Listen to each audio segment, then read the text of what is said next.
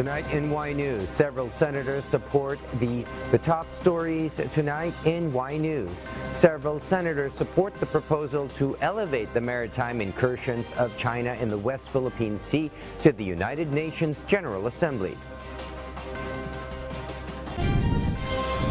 The Department of Tourism launches the new slogan for branding campaign in celebration of their founding anniversary. Some local officials in Negros Oriental urged the Commission on Elections to push through the conduct of the 2023 Barangay and Sangguniang Kabataan elections in the province. And Russian President Vladimir Putin makes first public comment after Saturday's aborted Wagner mutiny. Good evening, Philippines and the world. Today is Tuesday, the 27th of June, 2023. Join us in the next hour as we deliver today's top stories around the Philippines and in other parts of the world. We are also seen in 1,935 satellite monitoring centers nationwide and via live streaming worldwide with the UNTV News and Rescue social media channels. I am William Theo.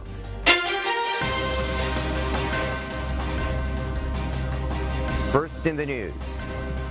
President Ferdinand Marcos Jr. led the founding anniversary celebration of the Department of Tourism. At the same time, the DOT launched the new slogan for their branding campaign. Nel Maribuhok reports. Love the Philippines is the enhanced campaign slogan of the Department of Tourism, replacing its More Fun in the Philippines. The DOT launched their new branding campaign coinciding its 50th founding anniversary. Tourism Secretary Cristina Frasco described the campaign as a timely, necessary, and innovative brand of enhancement at uniting Filipinos in promoting and showcasing the extraordinary beauty, cultural treasures, and other tourism offerings of the country.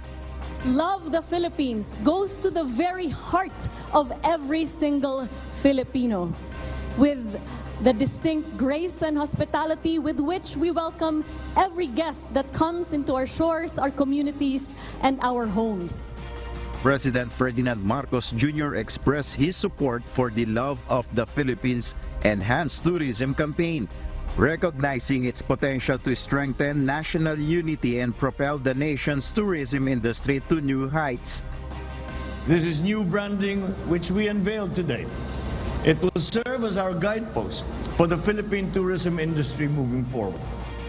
The DOT also awards a special plaque of appreciation to President Marcos to honor its father, the late President Ferdinand Marcos Sr., whose contributions for the tourism industry have been very significant, primarily on the creation of the Tourism Department 50 years ago.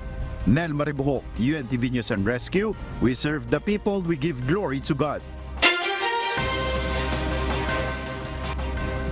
Meanwhile, several senators are in favor of giving more attention to the West Philippine Sea issue by elevating it to the international scene.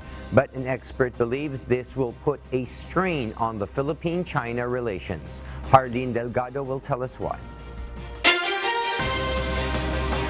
Several lawmakers support the proposal to elevate the maritime incursions of China in the West Philippine Sea to the United Nations General Assembly, or UNGA. Senator Francis Tolentino agrees with the suggestion of retired Senior Associate Justice Antonio Carpio to bring to the international policy-making body the West Philippine Sea issue, noting China's continuous disregard of the 2016 The Hague arbitral ruling.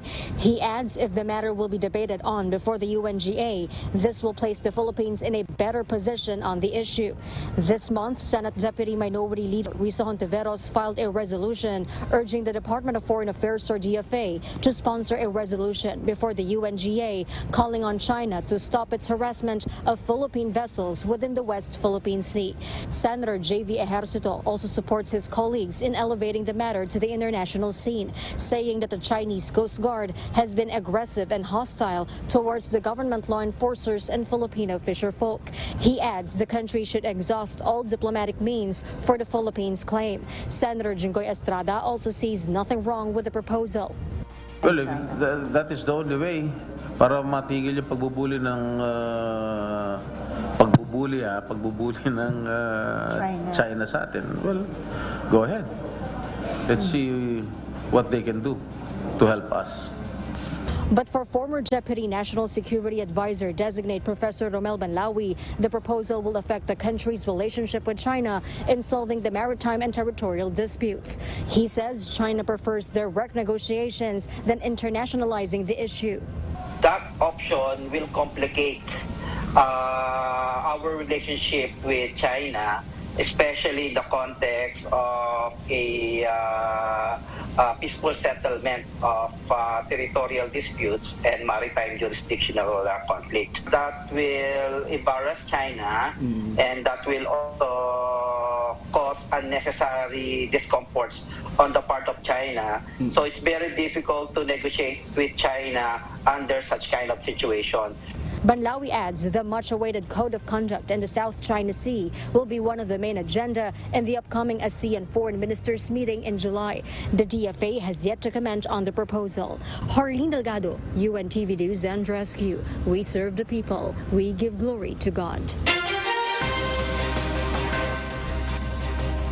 The panel of prosecutors from the Department of Justice, or DOJ, will continue to handle the murder case involving suspended Congressman Arnolfo Arnie Teves Jr., who is alleged to be the mastermind behind the assassination of Governor Roel de Gamo. Last week, Teves' lawyers filed a motion to inhibit the panel due to the DOJ's previous judgment before the National Bureau of Investigation, or NBI, even filed the complaint. The Teves camp argued that the DOJ would not be fair because it had already prejudged the legislator. However, the panel refused to inhibit and dismissed the motion. The governor's widow, Mayor Janice de Gamo, expressed her satisfaction with the decision of the DOJ panel. She stated that, in a way, the preliminary investigation was successful.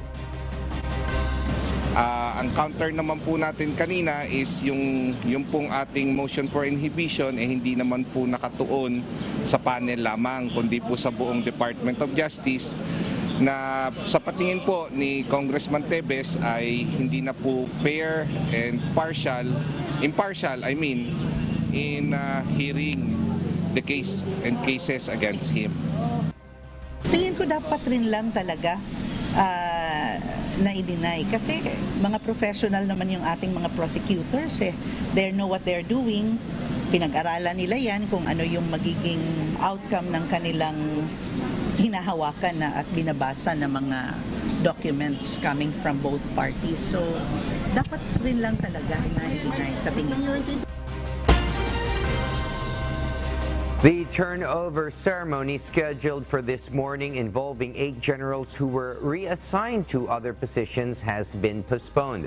According to PNP spokesperson Police Colonel Jean Fajardo, the 8 generals will remain in their current posts until the turnover and formal assumption of office. Let us wait for the official announcement po kung kailan po i-reschedule po yung formal assumption of office and turnover of positions po. But until such time po na meron na pong schedule po, yung mga concerned officers po will remain in their current positions po. Earlier, the National Police Commission, or NAPOLCOM, released a statement stating that the reorganization of police officials requires confirmation from the NAPOLCOM and approval from the President. Abalos stated that under Section 6 of NAPOLCOM Memorandum Circular Number 2019-001, designation to such positions must be submitted to the Commission for confirmation before being submitted to the President for approval. The NAPOLCOM has 30 days from the receipt of proposed assignments to review or approve the assignments or designations. If this period expires, the assignments are deemed approved. Among the officials affected by the revamp are NCRPO Director Major General Edgar Alan Ocubo, DPCR Director Police Major General Mario Reyes, PNPA Director Major General Eric Noble, DI Director Police Brigadier General Jose Melencio Nartates, Police Brigadier General Ronald Lee, and 3 others. Meanwhile, the reinstatement of the school calendar to its original opening must be thoroughly reviewed, according to former Department of Education or DepEd Secretary Leonor Briones. She emphasizes that climate change should be one of the factors to consider. Bernadette Tinoy will tell us why. Former Department of Education Secretary Leonor Briones announced that climate change and constant reviewing must be considered when adjusting the school calendar in the country. This comes after some lawmakers filed House Bill 8550 to reinstate the school calendar to open in June. Kailangan ng extensive consultation about climate change, about the problem of space, and of course the budget. Yun ang kailangan pag-aralan ng husto. Kailangan din ng pag-aralan natin ng husto ng projections kung aling direksyon ng climate change. Briones also points out that the education system in the country should undergo transformation in terms of innovation and technology. She recently led the first International Youth Summit, which saw the participation of more than 160 delegates from different countries in Southeast Asia. The teaching practices that we usually engage in may have to be transformed into more effective ways of reaching out to the learner. Meanwhile, some youth leaders propose products that can benefit the education system, while others seek knowledge to better serve their respective countries. Ipapatong mo lang to sa front camera ng phone mo, tapos makakakita ka na agad ng microorganism. Ito, kaya nitong makapag-supply ng isang buong classroom, individual student. Makaka-experience sila, makakita ng microorganism. Unfortunately, I'm the only one representing my country here. The beneficiary will be like sharing to my countries as well, and then to involve more youth in the working innovative ideas that they've been working on and advocating for. Youth leaders will provide education-related recommendations to the United Nations or UN, and the intergovernmental organization will work towards a resolution that will be implemented in ASEAN countries, including the Philippines. Bernadette Tinoy, UNTV News and Rescue. We serve the people, we give glory to God.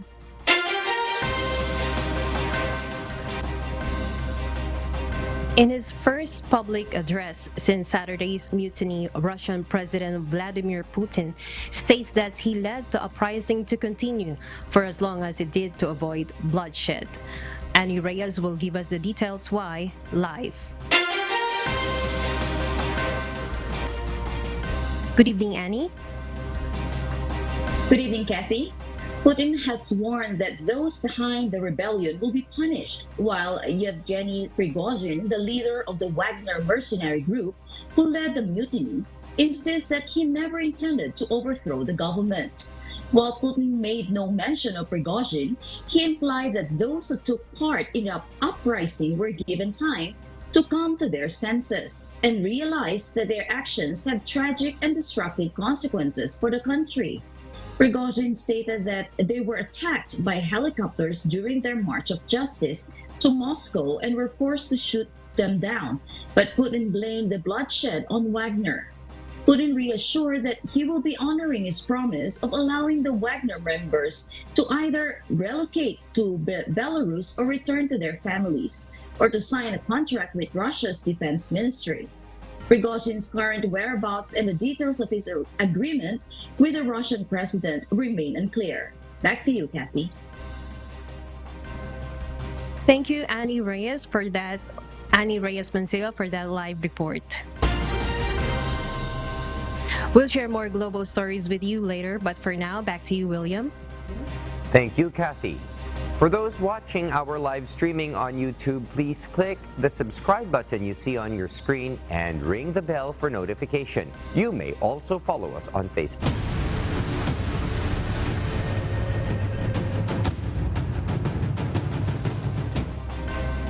More than 100 families that have been evacuated due to the eruption of the Mayon volcano may have to stay longer in the evacuation centers. The provincial government still will not allow them to return to their homes due to the threat of explosions.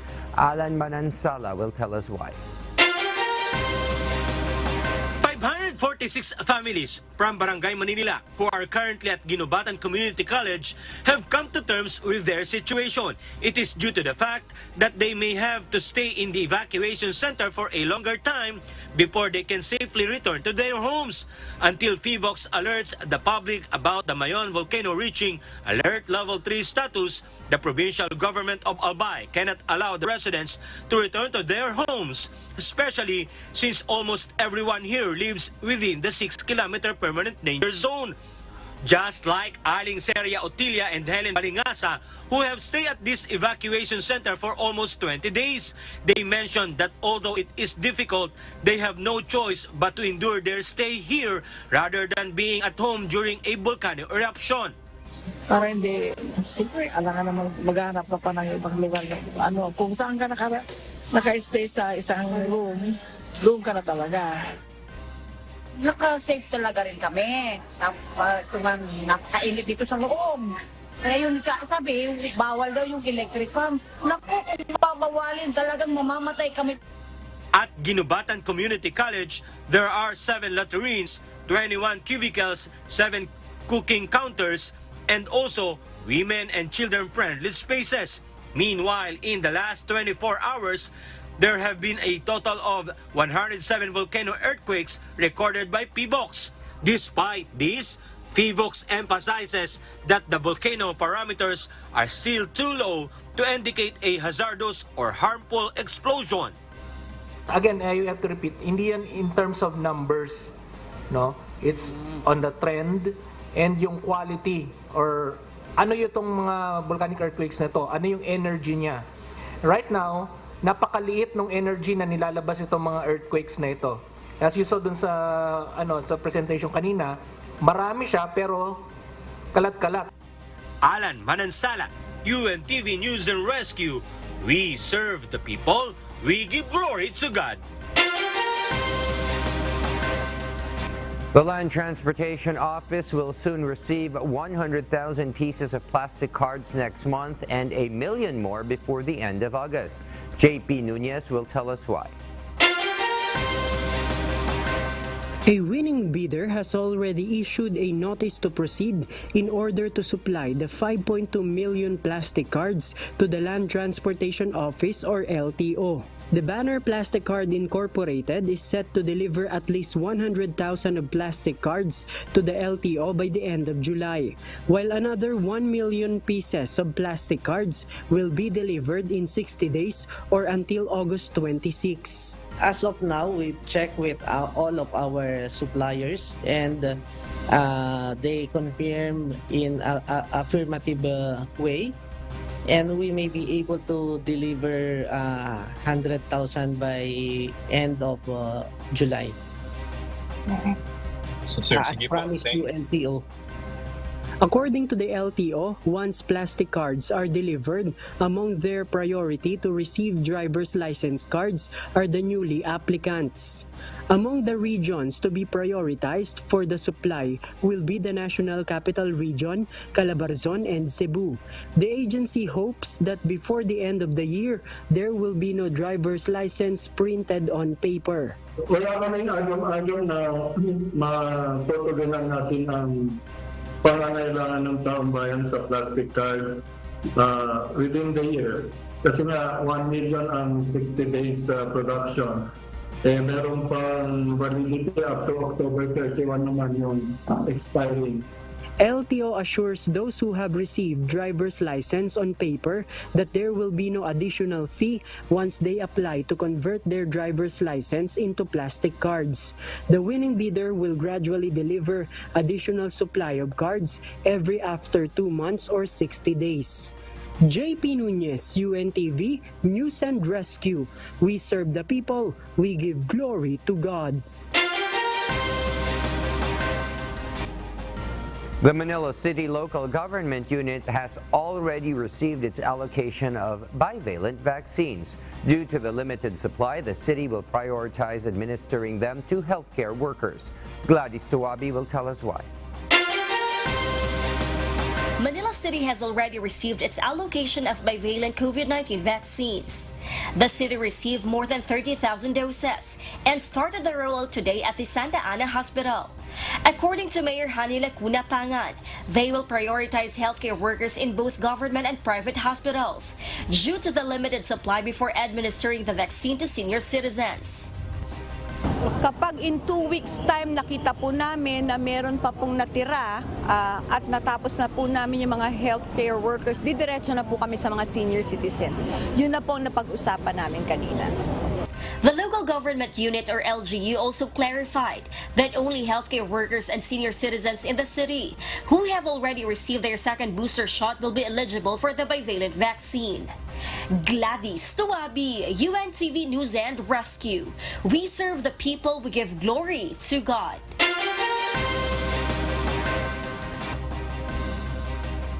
A lieutenant general and 2 other senior officers have been sacked by the Pakistan Army for their failure to prevent last month's violence perpetrated by the supporters of arrested Prime Minister Imran Khan.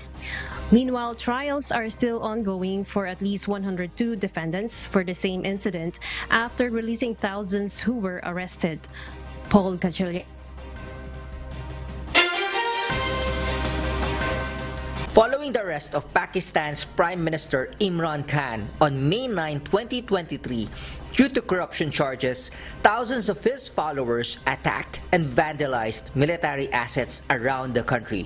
In an exceptional move, the army announced that at least 102 out of more than 5,000 supporters who were arrested, most of whom were subsequently released, are still being tried in military courts. Major General Ahmad Sharif Chaudhry, however, did not provide information on how many of those on trial were civilians or military officers. Moreover, a lieutenant general and 2 other senior army officers were fired on grounds of failing to prevent the security breach at the army installations. Meanwhile, as part of internal accountability, unspecified departmental action was also taken against 15 army officers, including 3 major generals and 7 brigadiers. On the other hand, the military trials of civilians have been challenged in Pakistan's Supreme Court due to concerns that the proceedings cannot ensure a fair defense. Paul Gatchalian, UNTV News and Rescue. We serve the people. We give glory to God.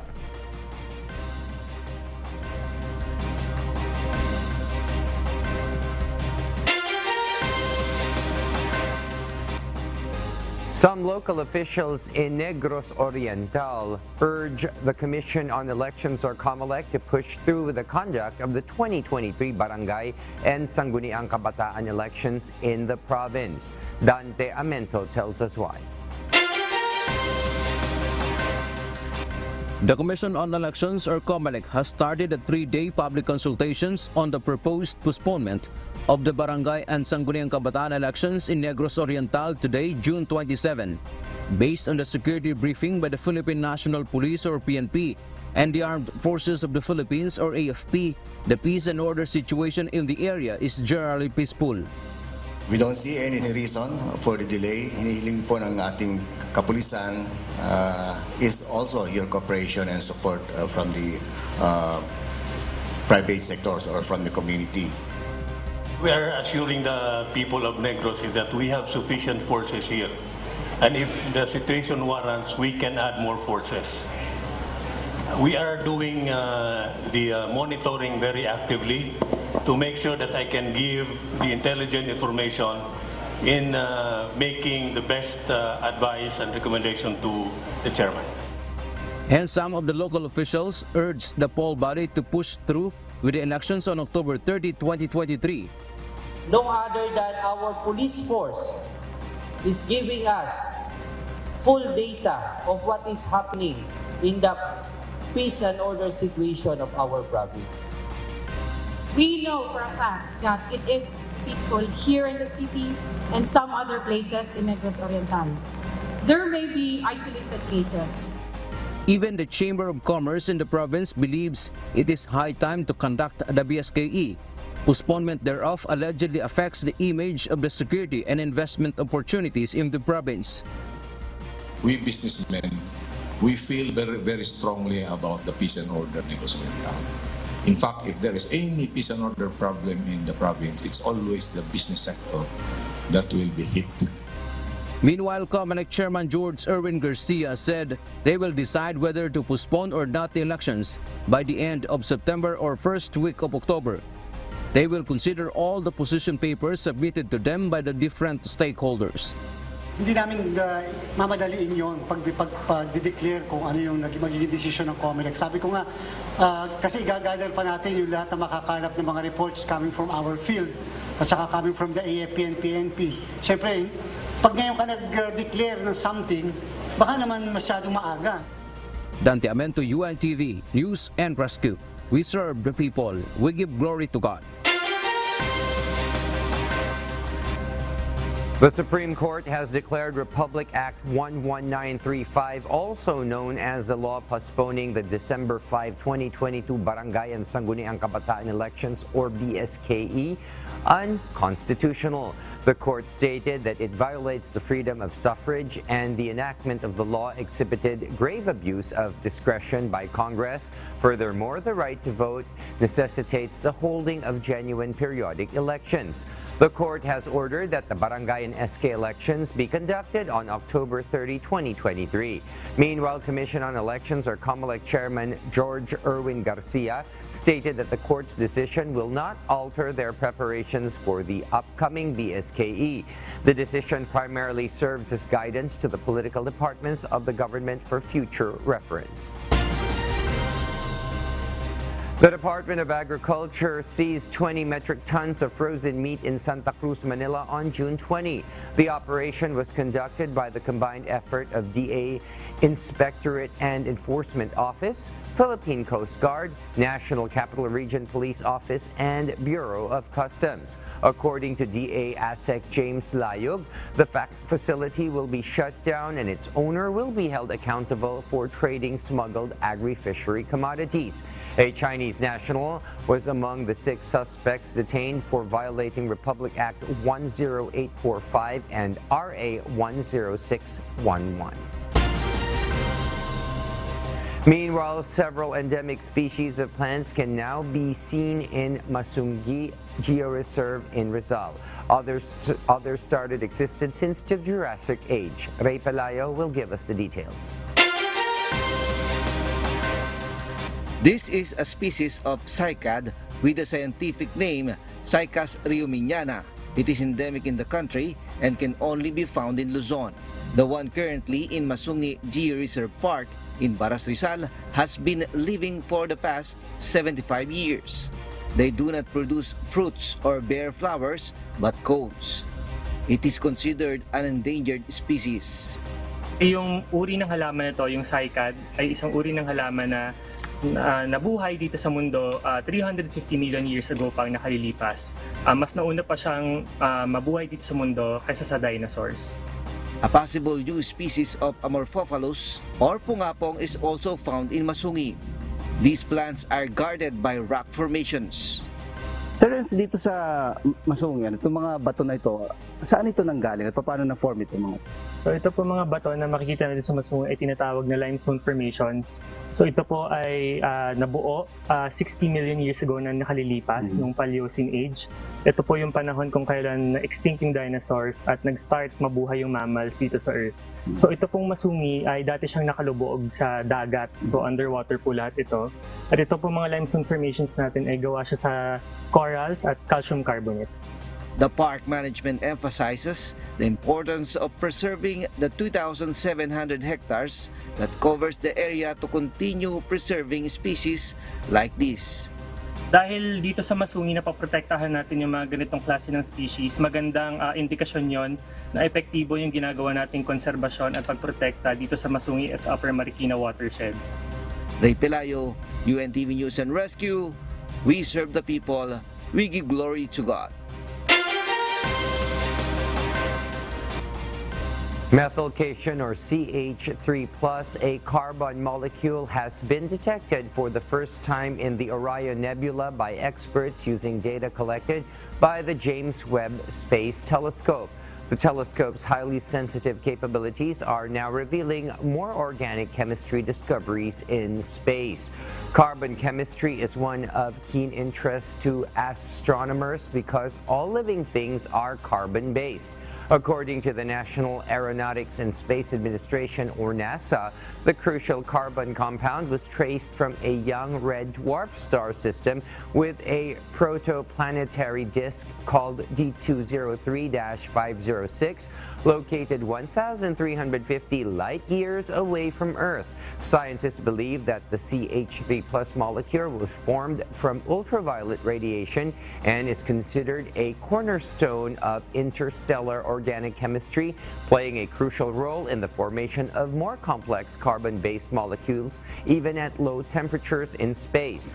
The study found different molecules in the D203-506 disk compared to other typical disks and did not detect any water in the disk. Researchers conclude that ultraviolet radiation can alter the chemistry of protoplanetary disks and may play a critical role in the early chemical stages of the origins of life, according to Olivier Byrne, the lead author of the study. Our kasangbahay, as the world faces these trying times amid the pandemic caused by coronavirus, we are inviting everyone to join the Global Prayer for Humanity from Monday to Friday, 9:30 p.m. Philippine time through the social media accounts of Members Church of God International. And before we close, we will leave you with a word giving glory to God from the book of Psalms, chapter 37, verse 23 to 24. It says, "The steps of a good man are ordered by the Lord, and he delighteth in his way. Though he fall, he shall not be utterly cast down, for the Lord upholdeth and with his hand."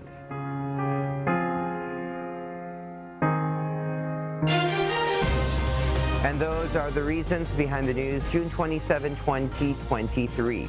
Reasons we deliver to you as they unfold. And because we need to know, we will always ask why. I am William Theo. We serve the people. We give glory to God.